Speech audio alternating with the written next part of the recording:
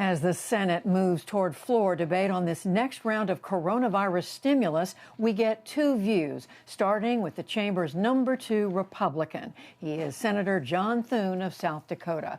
Senator Thune, thank you for joining us today on this COVID relief bill. As you know, the sponsors say this is a much needed boost for people who've been knocked flat by this pandemic. $1,400 direct payments to people in the lower and middle income levels. It would extend unemployment benefits, which are about to expire in 10 days. What is your take? Those are all things I think most of the, I wouldn't say all, but I think most Republicans would agree could and should be addressed in a coronavirus relief bill. I think what most Republicans are objecting to in this is, one, not being consulted at all. The Democrats are doing this basically one party only, trying to sort of ram it through under a procedure in the Senate that only requires 51 votes as opposed to 60. We did 5 coronavirus relief bills last year when we were in the majority in the Senate, all at the 60-vote threshold, bipartisan, under the regular order in the Senate. The Democrats have opted to do it this way.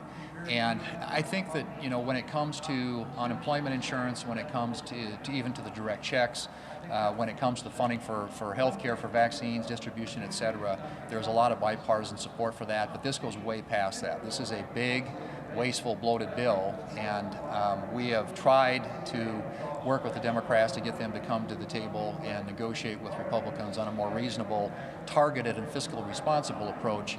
But so far to no avail. So we're going to the floor, they're going to the floor with this. We're going to try and offer some amendments to make it better and improve it.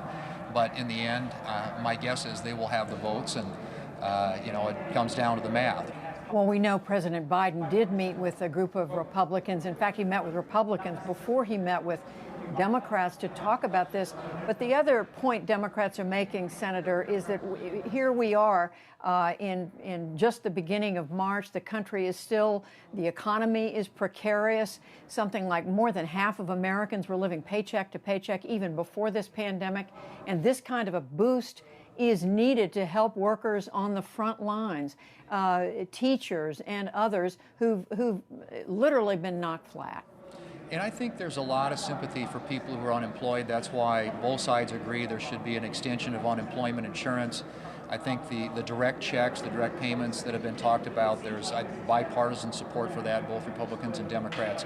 I think where we run into disagreements, Judy, are on many of the other elements of the bill. Take, for example, $350 billion for state and local governments, which we're now finding out year over year, cumulatively, all 50 states last year had a revenue decrease of 0.1%. Hardly seems reasonable to ship $350 billion.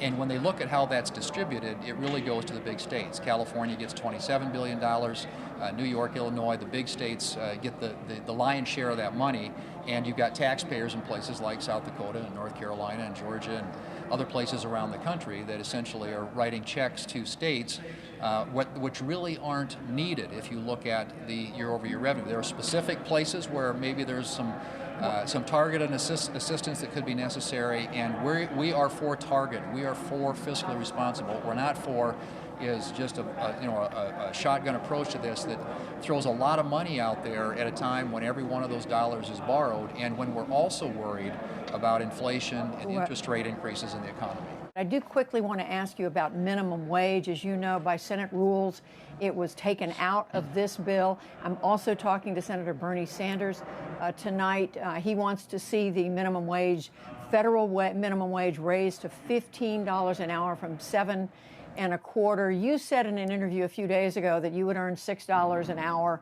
when you were a teenager. Of course, it's been pointed out that would be $20 an hour in today's dollars. Have you had a chance to look more closely at the argument for increasing the federal minimum wage? Well, I have, and I pay a lot of attention to it. And by the way, I did make $6 an hour after I'd worked at the place for 5 years. I started out at $1 an hour and worked my way up. But that being said, I think that there is an argument. You know, you want to help people get back on their feet. You want to help the economy create jobs.